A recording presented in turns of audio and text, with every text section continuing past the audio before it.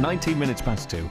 Our after 2 guest today is Alan Spence. Now, Alan is an author, a writer. The Boro's 37 Minutes, which is going to be on in town next month. I mean, we're nearly there at next month, aren't we, to be fair, in a couple of weeks' time. Your life, like I say, whenever we invite anybody on to this part of the programme, we always get them to send in like a little resume, a little biography of you. Starting off in South Bank, you've been down at the jazz club in Redcar, a welder, South Bank coke ovens, down to Jimmy's, teaching, London, Middlesex University, writing, the full shebang. I mean, you've done quite a lot, quite diverse. It's not like me where, you know, as soon as I finish school, all I wanted to do is be on the radio, and that's all I ever have done. You've done a variety of things here. Well, I think I've been very lucky, and certainly having took redundancy from British Steel in 1980, I've been very fortunate because I know in my research there are some people that never really recovered from that. They perhaps didn't handle their finances properly, or life wasn't kind to them. And that's another aspect of the playing out like this in America, is that there will be some people who've never ever recovered from 25 years ago, or even 30 years ago, and that there's a scene in the play that refers to that.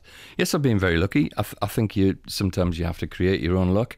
But growing up in South Bank, it was almost, I'm going to Redcar Technical College, it was almost inevitable that you would end up in the WEX. Oh, absolutely, yeah, because I think, as Rob Smedley said, you know, there was no such thing as sort of career guidance. It was either, you know, do you want to work in ICI, again, a scene from the play, ICI, Smithstock, British Steel, do you want an apprenticeship? Do you want money now? And it was just like, you know, and in fact, in one scene that's not used in the play, one comment, you know, is what one of the lads says, so what you're saying is I could have been a brain surgeon. No, I think you're missing the point, you know. But looking back at your time, because you went through it, you know, and as did thousands of people in here, if you had your time over again, would you have gone to be that apprentice welder at Smithstock? It's almost like you were told. It seems to me that a lot of a generation of people in this area growing up were programmed. You go to school, you leave school, you go straight into the works, and then that's going to be it. Well, I think I was sort of partly programmed by my parents who, through no fault of their own, my father was semi-skilled, my mother worked at Price's, and then later worked in a laundrette in South Bank on Nelson Street. And I think they couldn't cope with how life was developing. So, for example, when I was contracting, my father couldn't cope with the fact I'd come home early. You know, I just have half a day. You know, he'd say, I've been sacked. I went strike. What's going on? You know, and it's that kind of, you know, a different culture. In reality, when I left Eston Grange, which of course is now a housing estate. Eston Grange Secondary Modern. Secondary Modern, yeah. And I think we all started, the whole school started at the same time. Bizarre. Talk about social engineering. But they did school leaving certificates, as Alan Bennett would say. And so, you know, the head teacher said, you know, you've got to go to Redcar Tech. You know, O-levels are the thing. You've got to, you know. So I went there, and then you're suddenly back as like being a first year again, because there's all these apprentices visiting, and they seem to be that much bigger and older than you. So what did you study at Redcar Tech then? Oh, French. You know, the whole, you know. So it's just like back on the treadmill and think, oh my God. So come November, my parents were called in, and the vice principal, I can see his face, but the name escapes me. And he said, well, I'm afraid Alan's not really settled down. He might only get 3 out of the 4, you know. So it's not going to be a passport to the world, you know. He's not going to go straight to the town hall or into a bank, you know. So that was just like, well, we can't afford you not to work. And, you know, so I suppose I was quite fortunate to get an apprenticeship at Smithstock, because, you know, I'd sort of missed the boat. Oh, if you'll excuse the pun. But, so it was their sort of, you know, them saying, right, you know, you've had a chance, it's not working. We're going to move you to something else. Yeah. But you've proved them wrong in the end, so to speak, which we'll get to. I mean, what do you remember about Smithstock? For those people who were there at the time, come on, we can all look through those rose-tinted glasses for a second. Well, I think partly where I get the humour from it is that the welding department was one of the biggest in the yard, and once you complete your apprenticeship, you're in a sort of a canteen of sort of 200 guys who took the Michael on a regular basis, and so there's lots of banter and which I think has served me really well. But of course, this was the day before the health and safety executive, and you would put bus tickets, because there was corkers, there was drillers. It was a cacophony of sound. People banging on. If you're inside a boat tacking and somebody else is banging on the outside. I mean, just absolutely horrendous. I can remember once I was working in a hold, and it had been spray painted, which is highly inflammable. I think one of the lights had smacked the bulkhead or whatever, and there was this massive explosion, and a cast iron air extractor just shot up in the air, and if it had come down on somebody, it would have killed them. I mean, it was just like. And no doubt somebody came up with some sort of pun about it after it had come down and everybody was all right. Oh, but not do that again. Yeah, gone with the wind. For all that it was a different time, a different era, do you think there is something about that period of time, the late 60s, the early 70s on Teesside, that still resonates a lot? Do you think that's where we are now a little bit? In terms of, I think possibly financially, but I think as a community we're sort of more diverse and communicate through all sorts of technological things rather than sitting down and talking.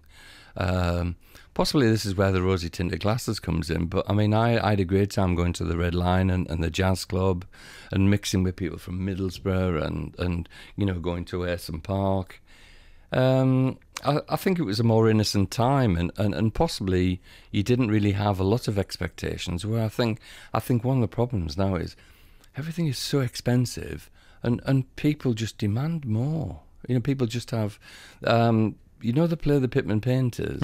I've seen it 3 times, and the first time I saw it, because previously I'd not been a big fan of Lee Hall, which I could go into, but a friend said to me, "You've got to go and see this," and all the reviews were so good, and I went to see it. And when Oliver Goldborn, who's been offered a stipend, he's been offered, he was going to be paid money to stop mining and paint, and so it's a massive dilemma for him. And he justifies to himself that he can't leave the community. He can't walk away from the community because why him? Rather than. When we think of bad luck and stuff, why me? He questioned. And the guy had not had an easy life. He was being father to much younger siblings. He was working down the mine. He was producing all this wonderful. And the way he handled it with such dignity, I just thought, how have we gone from those times to where we are now? People want to run before they can walk. Oh, I'm sure, but also the media wants new stars. The media wants the 15 minutes of fame because, as William Goldman said in his book, nobody knows anything. You know what I mean? If we did, we'd all be rich, wouldn't we? But it's just, I think that's what it is. We are expendable, aren't we? It doesn't matter who it is. I used to go to Lazenby Club, where I had a folk club, but. And one of the lads was complaining about the Bay City Rollers. How on earth? I said, don't worry, they'll have their 18 months and that'll be it. There'll be somebody else, and it's just how the media picks up. I mean, there are lots of good musicians who don't get the exposure, but it's simply because they're not playing, what's currently acceptable, to the Simon Cowells of this world as it now appears to be, and so... and that's what was ever thus, And I think the music that you play on your show is, the Frank Sinatra. I'm thinking, have I missed a trick here? Well, you've picked some good songs. I'll give you that. You've picked some good songs. Well, thank you. Starting with Glenn Campbell, I was in a tank there with the welding screen, and I was singing along mentally because that's how you got by. You were often on your own for sort of 4, 5, 6 hours at a time, talking to nobody, just watching this blue light. You know what I mean? And that was the way that you got through it, was to sing to yourself, But then you go to the coke ovens and work at British Steel. Coal Man in the Sky, as it was known. And then, in a couple of years after that, into the mid-70s, you completely changed tack. I mean, having a job in heavy industry is one thing. To move away from home and then completely change your occupation is another, and then to change it again a little bit further down the line. Let's come to that after 2:30, if we may, here at BBC Tees. Alan Spence is our guest today. 37 Minutes is the latest play that Alan's written. It's going to be on very soon. We're going to give you all the details of where you can see it. 37 Minutes. That's how close Middlesbrough Football Club came to going out of business, if you want, existence, back in 1986. We'll catch up and we'll play some more of Alan's favourites as well, including a song which is very good for today. If you're American or you're listening online, happy Thanksgiving Day. We've got a bit of Simon and Garfunkel coming up in a minute. North Yorkshire, County Durham,